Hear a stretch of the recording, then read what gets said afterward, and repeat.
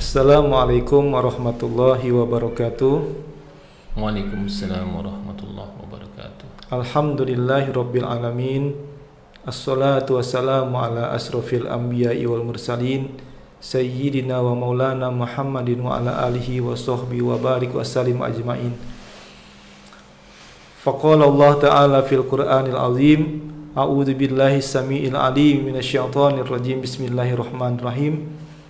Wa annahu kana rijalun minal insi ya'udzuna birijalin minal jinni fazaduhum rahaqa.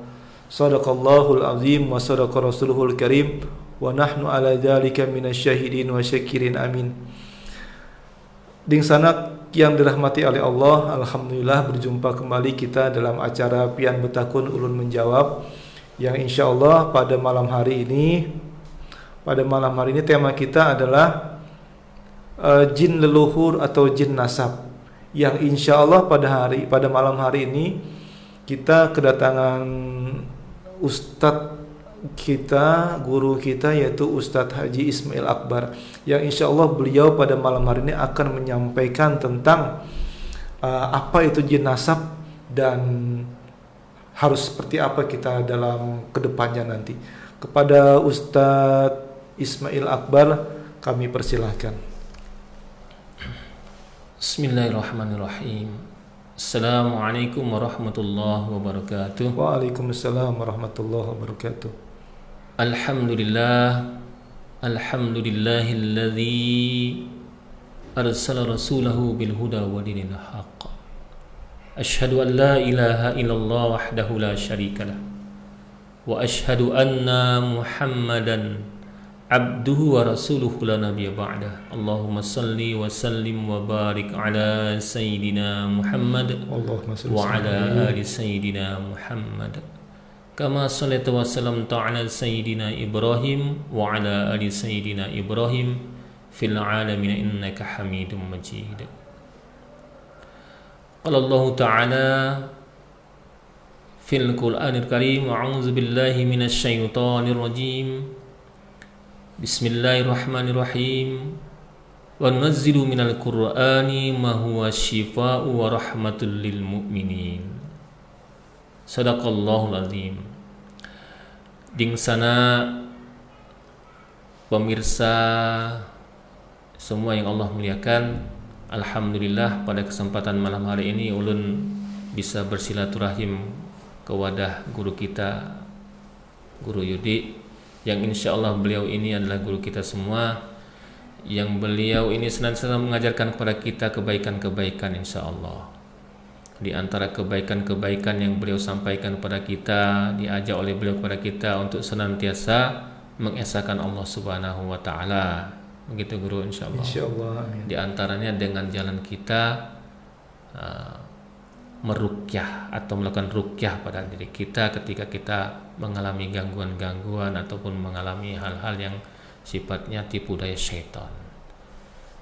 Ding sanak sekalian rahimakumullah, kita tahu bahwasanya iblis laknatullah, setelah ia dilaknat oleh Allah Subhanahu wa Ta'ala karena ia ingkar atas perintah Allah Subhanahu wa Ta'ala, ya, untuk sujud kepada nenek moyang kita, bapak kita semua, yaitu Nabi Adam alaihissalam. Ketika dia ingkar, dia dilaknat oleh Allah Subhanahu wa Ta'ala. Urusannya bukan ia kemudian takluk kepada manusia, bukan, tapi hakikatnya adalah ketika ia ingkar atas perintah Allah Subhanahu wa Ta'ala. Begitu kan guru? Iya, betul. Jadi bukan urusannya dia kemudian gengsi-gengsian. Allah enggak mau, tapi Allah melihat bahwasanya ini urusan dia ingkar, tidak patuh kepada perintah Allah Subhanahu wa Ta'ala. Akhirnya dia dikutuk oleh Allah Subhanahu wa Ta'ala. Ketika ia dikutuk, ia minta kemudian kepada Allah Subhanahu wa Ta'ala ditangguhkan sampai datangnya hari kiamat. Apa gunanya dia minta ditangguhkan usianya? Dia ingin kemudian menyesatkan anak cucu Adam, termasuk kita semua. Nah, salah satu kemudian cara ia menyesatkan anak cucu Adam itu adalah dengan cara mengaku-ngaku sebagai jin nasab tadi diantaranya. Nah, ingat bahwasanya iblis ini punya tentara. Tentara-tentaranya itu terdiri dari para syaitan, Tapi syaitan ini ada dari golongan jin, ada dari golongan manusia. Minal jinna wan nas, dari golongan jin dan manusia. Nah, ini yang kita bahas ini sekarang ini adalah setan dari bangsa jin. Nah, jadi kita kesampingkan dulu setan dari manusia nih.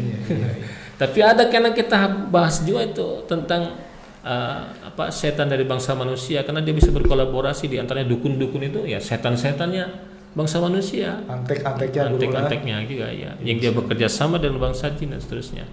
Nah, cara mereka menipu daya itu biasanya sangat halus. Di antaranya mengaku-ngaku sebagai leluhur manusia.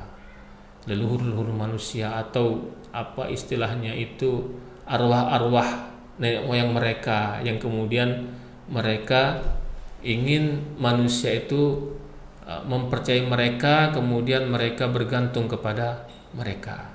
Ya, jin-jin nasab itu. Caranya gimana? Ya, caranya dia punya target agar kemudian dia punya perjanjian antara dia dengan manusia. Nah, kita tahu kita sering mendengar kisah-kisah tentang orang-orang bahari gitu. Ada orang-orang bahari itu punya kemampuan-kemampuan yang luar biasa, di luar kebiasaan manusia. Bisa kemudian jalan di atas air, guru ya. Jalan di atas air. Jalan di atas pohon kelapa. Pohon kelapa. Ujarnya bisa hilang atau bisa berpindah-pindah dalam sekejap mata. Iya. Tiba-tiba berada di sini, tiba-tiba berada di sana. Bahkan kita pernah dengar ada orang yang kalau hari Jumat dia sholat Jumatnya katanya di Mekah. Masya Allah. Ujarnya. Padahal tipu daya. Waktu sholat kita di sini dengan di Mekah berbeda. Berapa jam tuh, Guru? 5 jam kalau 5 sampai 6 jam kalau. Iya. Kalau kita di sini 6 jam. Ya kalau dengan Mekah sana 5 jam sampai 6 jam. Artinya inilah tipu daya mereka. Ya. Ada kemudian mereka punya target, kemudian manusia itu punya perjanjian dengan mereka. Nah, jin-jin nasab ini memang seperti itu. Dia melakukan hal-hal yang menjadi manusia itu punya ketergantungan kepada mereka. Pada nenek moyang kita itu mereka punya kelebihan-kelebihan, seolah-olah kelebihan-kelebihan. Iya. Padahal tipuan-tipuan, Guru, ya. Tipuan-tipuan aja. Seperti itu. Ya. Nah, mereka memiliki perjanjian kerjasama di antara manusia dengan bangsa jin. Tapi ingat, kerjasama itu tidaklah gratis. Kenapa tidak gratis? Ya, mereka ingin manusia itu tergelincir akidahnya. Mereka ingin manusia itu bergantung bukan lagi kepada Allah Subhanahu wa taala. Merusak akidah mereka yang telah mereka ikrarkan senantiasa dalam solat-solat mereka. Ya, kita bukankah dalam solat itu senantiasa mengulang-ulang dalam surah Al-Fatihah itu, yaitu ayat yang kita baca, iyyaka na'budu wa iyyaka nasta'in. Hanya kepada Allah kita menyembah dan hanya kepada Allah kita mohon pertolongan. Nah, mereka ingin menggeser keyakinan itu. Mereka ingin kemudian kita punya ketergantungan kepada mereka. Nah, biasanya kerjasama mereka dengan leluhur-leluhur kita itu punya perjanjian-perjanjian yang sampai menggelincirkan mereka pada kemusyrikan tadi. Iya. Mungkin banyak sudah kisah-kisah ataupun tentang cerita-cerita yang bekerjasama dengan bangsa jin ini punya syarat-syarat, biasanya, Guru lah. Iya, syarat-syarat. Yang syarat-syarat itu semuanya itu sebenarnya pada intinya menggelincirkan kita dari keyakinan yang benar. Mereka bawa kita kepada kemusyrikan. Dari satu kemusyrikan yang lain sampai kemudian kita tenggelam dalam kemusyrikan yang sangat besar. Ya, begitulah. Tapi mereka iming-imingi dengan kesaktian. Mereka iming-imingi dengan ilmu-ilmu yang kanuragan yang luar biasa. Kemudian punya pusaka-pusaka dan seterusnya. Padahal itu semua tidak menolong sama sekali sebenarnya. Iya, betul. Ya, saya sering dulu, mohon maaf ini, bertemu dengan orang yang punya kesaktian yang katanya punya ilmu kanuragan dan sebagainya, tapi ujung-ujungnya dia menyesal. Setelah lama saya sudah ingatkan, Kak, saya bilang, atau Mas, atau kemudian Bapak dan seterusnya, tinggalkan saja perbuatan itu, karena perbuatan itu hanya kemudian membawa kita kepada kemusyrikan yang nyata. Enggak, katanya, saya ini melakukan ini karena Allah Subhanahu wa Ta'ala. Karena memang kadang-kadang dibumbui dengan zikir-zikir. Ada dikemas-kemas seolah Islami. Betul, seperti itu. Sehingga dengan zikir-zikir, dengan salawat-salawat tertentu kadang-kadang membuat dia kebal, dia bisa peka dengan hal-hal goib dan seterusnya, seperti itu. Mereka punya amalan-amalan tertentu yang katanya bisa membuat mereka punya kesaktian-kesaktian dan seterusnya. Betul. Amalan-amalan tertentu dan seterusnya. Akhirnya ya tadi, pada ujung-ujungnya dia sadarnya apa, Guru? Dia ujung-ujungnya sadar itu ketika kemudian dia ini kan ketika punya kesaktian itu dia nantang kemana-mana gitu, bertandang ke sana, bertandang ke sini, nantangi orang dan seterusnya. Ujung-ujungnya apa jarnya, Guru? Apa, Guru? Ampih jarnya. Kenapa ampih jarku kan? Ya. Kenapa ampih? Sekalinya, Guru, ujarnya, saya ini setelah sampai kepada titik tertentu, saya ini merasa seperti orang itu semua kecil, katanya. Semua orang itu tidak ada apa-apanya gitu istilahnya. Jadi pada titik tertentu dia merasakan kesombongan yang luar biasa pada dirinya. Nah, ini tipu daya setan tadi sebenarnya, membimbing manusia sampai titik dia merasakan dia sebagai segala-galanya, seperti Fir'aun lah gitu. Fir'aun itu kan seperti itu, dia diberikan kesehatan, tidak pernah sakit, tidak sadar ya, tidak disadarinya dia sudah dijerumuskan ke dalam, dibimbing sedikit demi sedikit seperti itu. Sampai dia merasa kesombongan, dia tuh merasa seperti orang yang paling hebat gitu. Akhirnya dia sadar, saya ini sudah menuhankan diri saya gitu. Akhirnya dia ampih dengan keyakinan itu. Ya, kalau sudah ampih, alhamdulillah. Iya. Jadi memang ada iming-iming yang mereka kasih kepada kita, kelebihan-kelebihan tadi, tapi sebenarnya intinya mereka menggiring kita kepada kemusyrikan. Iya. Ada enggak, Guru, ciri-ciri orang-orang yang terkena jin nasab ini? Di antara mereka yang terkena gangguan jin nasab ini ada beberapa ciri-cirinya. Di antaranya biasanya memang orang tersebut punya penglihatan yang bisa melihat hal-hal yang goib, atau istilah orang kita itu indigo, Bro. Indigo ya. Indigo. Jadi indigo itu termasuk salah satu gangguan-gangguan, Bro ya. Iya, gangguan. Tapi kan di masyarakat kita ada yang meyakini itu sebagai kelebihan katanya. Padahal itu bukan kelebihan, tapi itu sebenarnya tipu daya setan, atau itu sebenarnya tipu-tipu saja dari setan. Yang ditampakkan itu sebenarnya tipu daya saja.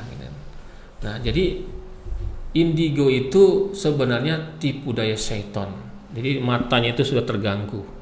Mata ini sudah apa? Jadi normalnya kita manusia biasa ini itu tidak melihat hal-hal seperti itu. Tapi Nabi dan Rasul Allah perlihatkan itu karena memang dengan kehendak Allah. Jadi bahaya sekali, Guru ya, kalau seandainya ada orang-orang yang anak-anak kecil yang suka melihat penampakan-penampakan atau disebut dengan indigo, dia ketemu dengan paranormal, lalu kata paranormal ini kalau diasah akan lebih bagus lagi nanti ini. Ya, begitulah. Jadi ada orang yang terganggu geng nasab itu biasanya ada ciri-cirinya, dia tuh dari kecil sudah indigo tadi. Jadi dari kecil itu dia sudah bisa melihat hal seperti itu. Nah, ini sebenarnya bukan kelebihan tapi penyakit tadi gitu. Tapi kalau diasah terus ya kemudian jadi tadi bisa terjerumus dalam perdukunan. Ya, jadi dianggap sebagai paranormal tadi. Paranormal dia, iya betul. Nah, jadi dia juga biasanya bisa merasakan atau merasa-rasakan atau meraba-raba atau apa istilahnya itu, merasakan getaran-getaran goib itu biasanya juga sejak kecil itu. Itu gangguan-gangguan mereka biasanya. Makanya kita dulu kan pernah ada tayangan-tayangan TV itu ya, ada katanya dia bisa merasakan getaran-getaran goib di sudut sini, ada getaran-getaran goib katanya. Wah, semakin kencang katanya. Padahal itu tipu-tipu saja. Lalu dengan bangganya, dengan bongahnya bersilat-silat, jumpalitan dulu lah. Seperti itu. Menangkap goib tersebut gitu. Bahkan katanya bisa menangkap bangsa jin, dimasukkan dalam botol gitu. Dalam botol seperti itu. Kayak apa? Jin dan Jun.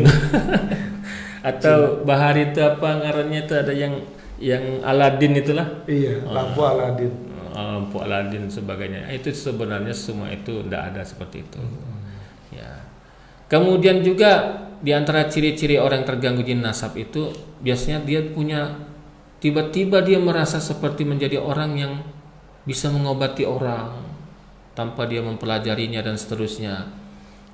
Saya jadi teringat guru, ada seorang bocah dapat batu petir katanya itu. Siapa ngarannya dulu lah? Ponari kan? Apa? Iya kan? Iya, itu rasanya. Iya, iya. Ya itu juga itu. Enggak banyak orang minta air sama dia lah. Iya betul. Minta air dan seterusnya. Nah ini juga. Jadi hati-hati kita kalau mencari kesembuhan itu jangan sampai kemudian kita mencari kesembuhan yang justru membuat kita terjerumus dalam kemusyrikan tadi. Iya. Nah seperti misalnya meyakini ada orang yang tiba-tiba jadi orang yang hebat bisa mengobati macam-macam penyakit tanpa dia belajar, tanpa dia kemudian tahu maksudnya ini dari benar atau tidak secara akidah dan seterusnya. Orangnya juga mungkin ibadahnya nggak karu-karuan, mungkin juga hidupnya jauh dari nilai-nilai Islam dan seterusnya. Tiba-tiba dia bisa mengobati tanpa dia belajar dan kemudian dia bisa melakukan hal-hal yang luar biasa. Dan hal-hal yang seperti ini guru yang banyak disukai oleh masyarakat kita gitu. Sehingga ketika mereka melihat seperti sesuatu yang luar biasa, yang wah gitu, mereka datang gitu. Lalu langsung minta macam-macam kepada orang yang mendapatkan yang katanya tadi karomah gitu. Nah, nanti kita bahas juga karomah nanti kita. Insya Allah kita bahas. Iya. Beda karomah? Apa beda kemudian apa tadi? Sihir kan? Seperti apa itu. Beda kemudian dengan mukjizat dan seterusnya kan? Iya betul. Karena ada orang ngaku-ngaku sihir karomah hajarnya guru. Iya nah, betul. Itu jika kita. Ya, nanti kita bahas di lain kesempatan. Apalagi guru ciri-ciri yang terkena gangguan jin nasab ini? Di antara yang kemudian mereka terganggu dengan gangguan jin nasab ini, yaitu merasa ada senantiasa yang mengiringi dia, atau merasa seperti ada mengawasi, merasa seperti ada yang menjaga dia dan seterusnya. Jadi dia ada ada rasa-rasa yang sensitif terhadap hal itu. Gitu. Iya. Jadi kemana-mana seperti ada yang mengawasi, kemana-mana seperti ada yang menjaga, ada yang mengikuti dia atau ada yang menggampiri. Kalau seandainya orang tadi bisa berpirasat dan pirasatnya tersebut bisa menebak-nebak dan tebakannya itu kadang-kadang berhasil atau jitu, itu gimana guru? Bisa termasuk ini nggak dikatakan terkena gangguan jin nasab nggak seperti itu? Kalau seperti itu bisa juga itu guru, karena itu sebenarnya tipu daya tadi, tipu daya sehingga mereka merasa asik dengan itu. Wah iya ya, sampai dia merasa kagum pada dirinya akhirnya. Iya, itu kekaguman pada diri itu yang juga nanti terjerumus orang itu dalam kemusyrikan gitu. Perlahan-lahan sampai kemudian dia mengasah terus. Tadi tujuan mereka menggelincirkan kita dalam kemusyrikan sedikit demi sedikit. Tadi. Nah saya pernah bertemu dengan kasus orang yang ketika dia belum berumah tangga, ketika akan berumah tangga selalu ibaratnya kata orang sini itu ada ilmu selisih gitu. Kadang-kadang ada orang yang suka, dia nggak suka. Dia suka, orang nggak suka. Ada orang melihat dia seperti wajah nenek-nenek atau kakek-kakek. Ini kira-kira termasuk gangguan jin nasab atau gimana guru? Iya, ini termasuk di antara gangguan-gangguan jin nasab itu ketika dia kadang-kadang seperti tadi tidak pernah sulit jodoh gitu ya. Sulit jodohnya itu ya karena tadi mungkin ada jin-jin nasab yang kemudian berkeinginan dia itu tidak menikah. Seperti itu guru ya. Karena dia suka sama manusia tadi gitu ya. Jadi seperti itu. Lalu dia ganggu dengan penampilan yang jelek, dengan buruk rupa dan lain sebagainya. Nah, di sini ada yang bertanya, guru, adakah gangguan jin itu juga mengganggu reproduksi atau susah untuk mendapatkan anak? Nah, di sini termasuk ciri-ciri gangguan jin nasab juga mudah keguguran, guru. Mudah keguguran. Saya pernah menemukan kasus yang seperti ini. Orang tersebut ketika hamil selalu keguguran. Ternyata memang ada jin nasab yang memang suka sama si perempuan tadi dan tidak menginginkan dia punya anak seperti itu. Ya, memang ada gangguan-gangguan itu yang kemudian menyerang di reproduksi seseorang.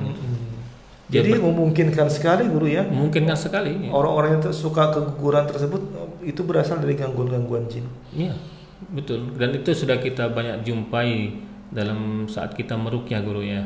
Artinya bukan 1-2 kasus, memang ada beberapa orang yang kemudian gagal punya anak, ternyata kemudian di dalam rahimnya itu ada gangguan-gangguan dan seterusnya.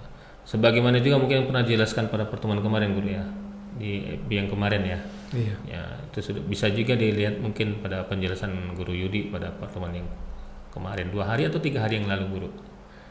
4 hari yang lalu ya. Iya, sekitar itu. 4 hari yang lalu. Ya. Seterusnya kemudian orang yang terganggu dari jin nasab ini biasanya ibadahnya terganggu guru. Iya. Ya, gimana terganggu? Ya, misalkan ya sering merasa malas, berat kemudian untuk melaksanakan ibadah untuk sholat itu, terutama sholat itu. Ya. Terutama sholat guru ya. Sholat ya, biasa nunda-nunda gitu. Kadang-kadang ada yang baca Quran tertidur guru. Wah itu, matanya seperti berat gitu kan? Seperti berat. Ketika kemudian mendengarkan lagu-lagu jingkrak-jingkrak, matanya melek gitu kan? Betul. Ya seperti itulah. Jadi ibadahnya terganggu juga kadang-kadang. Ya. Biasanya juga misalkan banyak lupanya tentang rakaat. Berulang-ulang terjadi. Betul. Kan ada kisah tentang seorang sahabat kan, iya. yang kemudian datang kepada Rasulullah, dia merasa terganggu, sering lupa jumlah rakaatnya. Iya. Kemudian Rasulullah meruqyahnya, kemudian membacakan ta'awuz dan kemudian ukhruj ya Allah, gitu. Dibuka mulut orang tersebut kemudian diludahi oleh Rasulullah. Tapi ingat, ludah Rasulullah itu ludah yang suci, beda dengan kita. Dan kita juga kayak gitu kan, buka mulut orang kita ludahi, aja. Langsung muntah orang kan. Yakin saya. Hati-hati juga kita. Jadi seperti itu. Dan juga guru kadang-kadang ketika meruqyah saya pernah menemukan kasus suami istri selalu bertengkar, selalu berkelahi. Anak sama orang tuanya selalu bertengkar, berkelahi. Ternyata juga ini salah satu ciri-ciri gangguan nasab. Ketika saya coba runut-runut, ada tidak di antara leluhur yang dulu pernah bersahabat dengan bangsa jin? Ada katanya. Nah, seperti itu. Jadi bisa jadi seorang suami istri suka bertengkar, anak suka bertengkar, orang tua bertengkar sama anak, ini dilatar belakangi dengan adanya jin nasab tersebut, seperti itu. Iya, emosi yang tidak terkendali. Betul. Padahal mungkin masalah di rumah tangga itu kecil mungkin, tapi tiba-tiba membesar sampai kemudian terjadi perceraian dan seterusnya. Betul, Bro. Nah, itu memang target mereka itu mencerai-beraikan kehidupan rumah tangga orang-orang muslim itu. Ya. Iya. Kemudian juga biasanya mengalami mimpi yang aneh gitu. Mimpi yang aneh. Di antaranya mimpi ketemu dengan orang-orang yang sudah meninggal. Tetapi mimpi ketemu dengan orang yang sudah meninggal ini bisa jadi sebuah anugerah Allah juga bagi kita yang memang mungkin rindu dengan orang tua kita, ketemu dengan orang tua kita dalam mimpi. Saya juga pernah bertemu dengan orang tua dalam mimpi itu, Guru.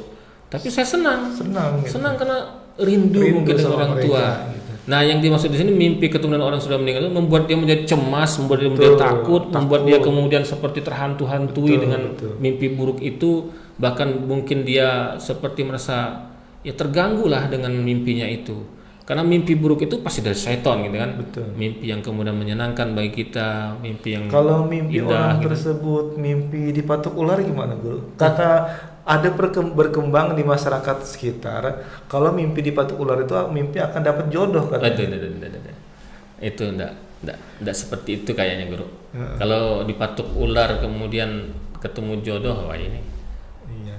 Wallahu a'lam bishawab, tapi yang jelas itu bukan seperti itu. Kalau kita dipatok ular itu diantara ciri-ciri gangguan juga itu sebenarnya. Iya, betul. Ya, kalau orang mimpi ketemu ular, ketemu hewan-hewan buas, kemudian seperti mimpi kemudian seperti dikejar-kejar oleh makhluk yang mengerikan, dia lari seperti tidak lari-lari gitu. seperti aduh larinya lambat betul ya, gitu ya. Sudah yang mengejar sudah dekat dan seterusnya. Ini juga itu gangguan-gangguan itu.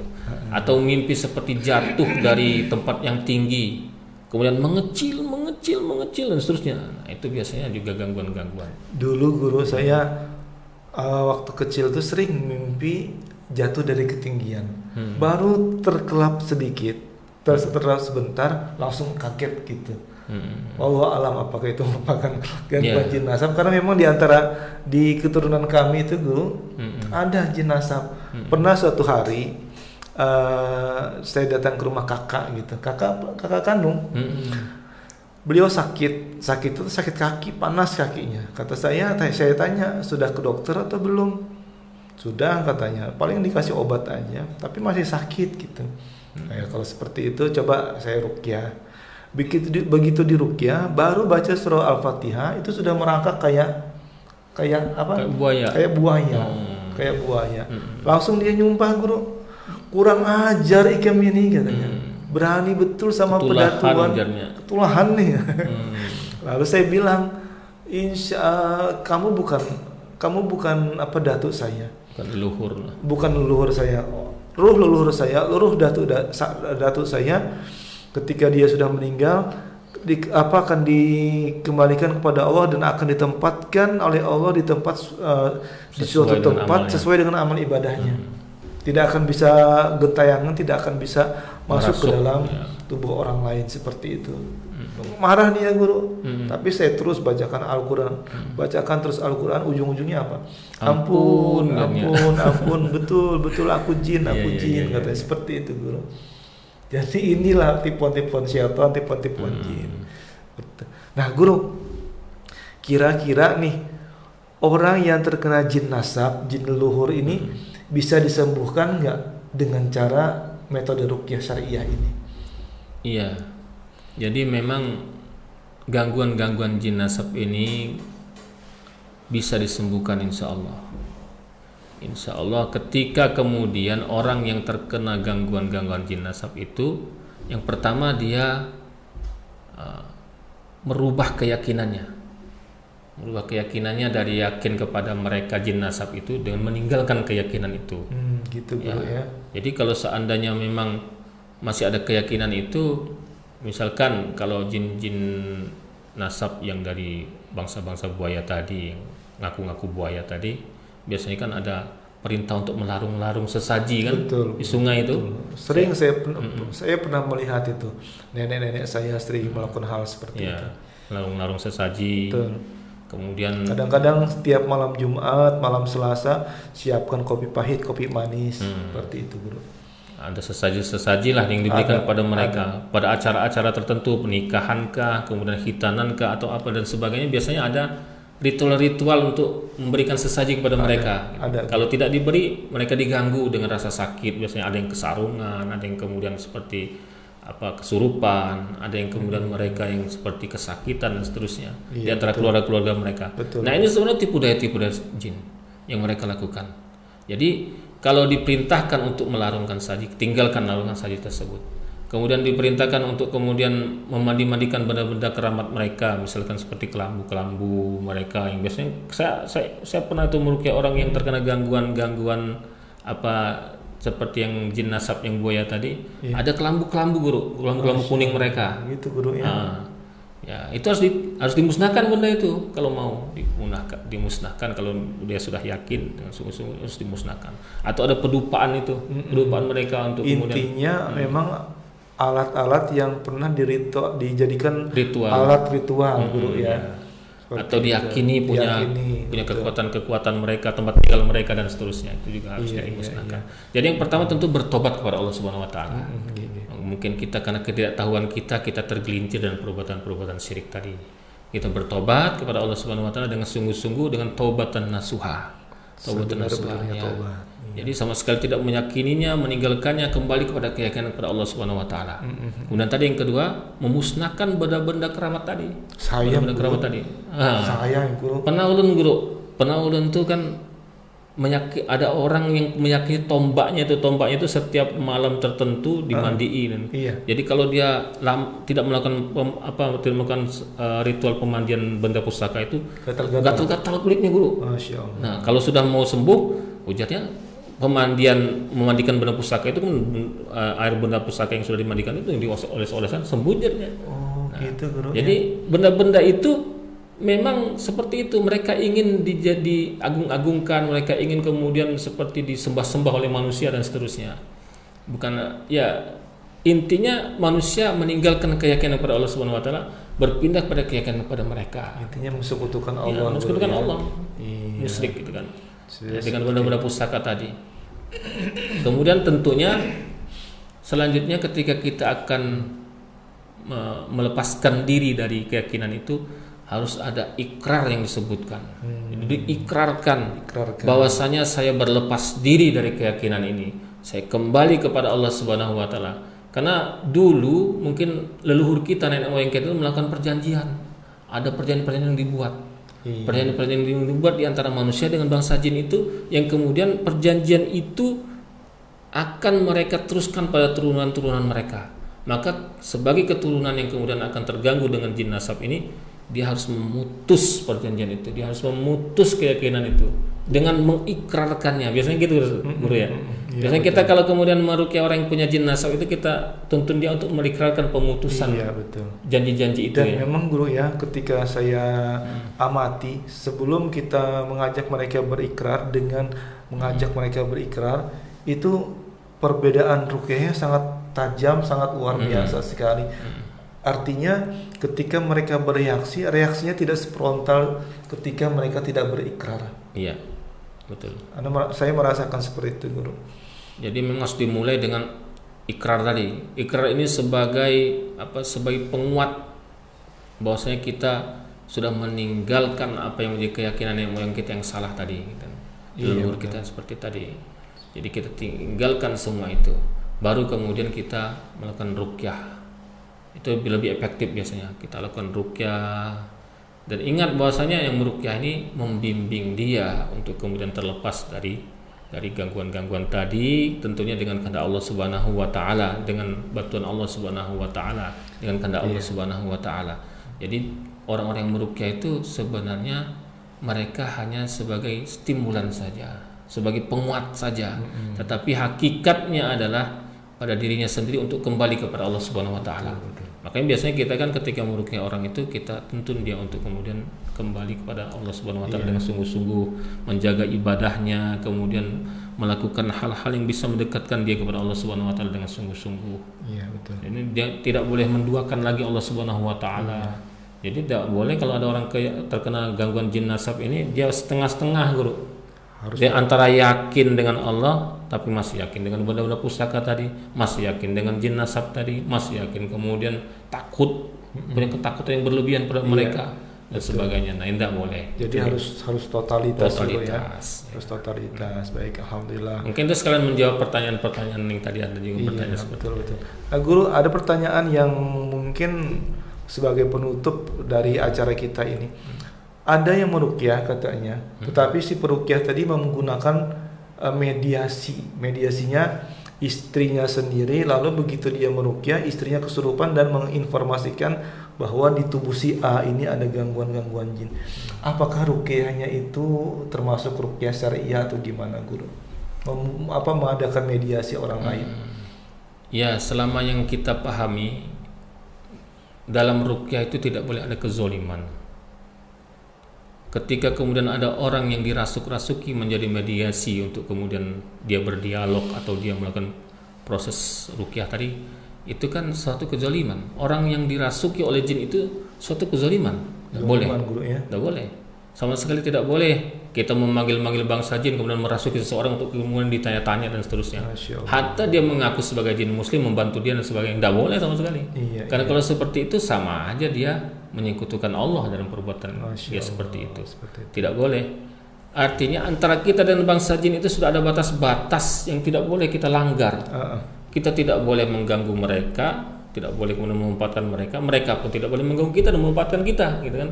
kita punya alam sendiri, mereka punya alam sendiri. Kalau ada orang yang digunakan sebagai mediasi, dirasuk-rasuki dan sebagainya, itu bentuk kezaliman, dan itu melanggar dari perintah Allah Subhanahu wa taala. Sebagian dalam mukaddimah yang guru bacakan tadi kan, ya, tentang bagaimana dalam surah Al-Jin itu Allah mengatakan ada segolongan dari golongan manusia, laki-laki dari golongan manusia meminta bantuan kepada segolongan dari bangsa-bangsa jin gitu kan.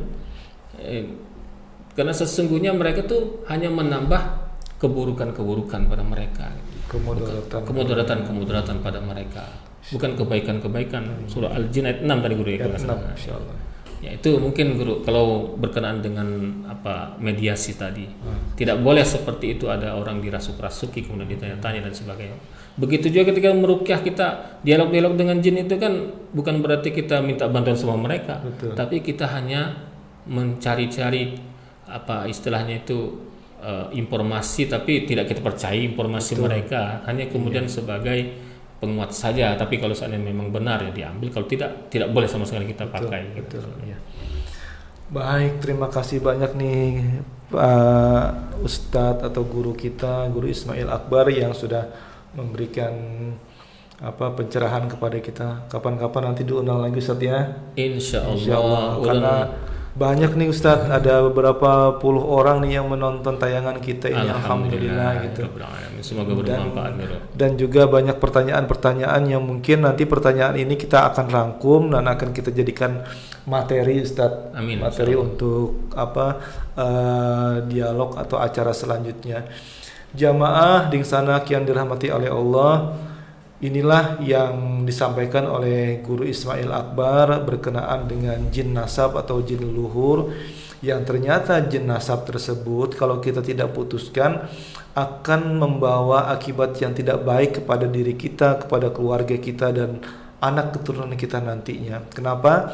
Karena jin nasab ini rata-rata umurnya panjang guru, sehingga dia akan mudah menitis, menurun gitu. Betul, menurunkan ilmu-ilmunya kepada anak cucu tersebut. Nah, seperti ini. Maka harus kita putuskan. Dan kalau kita mau memutuskan, ketika kita ingin berlepas diri dari mereka, ingin memutuskan harus totalitas gitu. Jangan setengah-setengah yang seperti yang disampaikan oleh guru kita tadi. Betul-betul kita berharap kepada Allah dan jangan lagi menduakan Allah. Jangan lagi kita setengah-setengah. Karena kerisnya bagus, mandaunya bagus, tombaknya bagus, lalu biar pengaruh goibnya aja yang hilang, bendanya jangan dimusnahkan. Tidak seperti itu. Kalau bisa memang benda-bendanya juga harus kita musnahkan. Kenapa? Karena kadang-kadang benda-benda yang pernah diritualkan, yang pernah ikut acara-acara ritual tersebut, dia akan membawa efek yang tidak baik kepada diri kita sendiri gitu. Jamaah yang dirahmati oleh Allah, di sana yang dirahmati oleh Allah.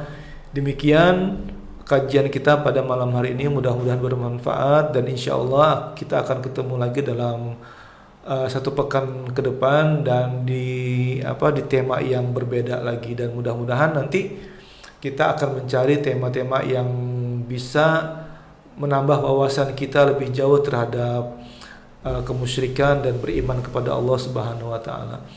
Dari kami berdua mengucapkan apabila ada kesalahan mohon maaf sebesar-besarnya, dan namun apabila ada kebenaran yakinlah kebenaran itu datang dari Allah dan janganlah ragu-ragu kita dalam mengambil kebenaran tersebut. Hadanallahu wa iyyakum ajma'in. Akhiran, assalamualaikum warahmatullahi wabarakatuh. Waalaikumsalam warahmatullahi wabarakatuh.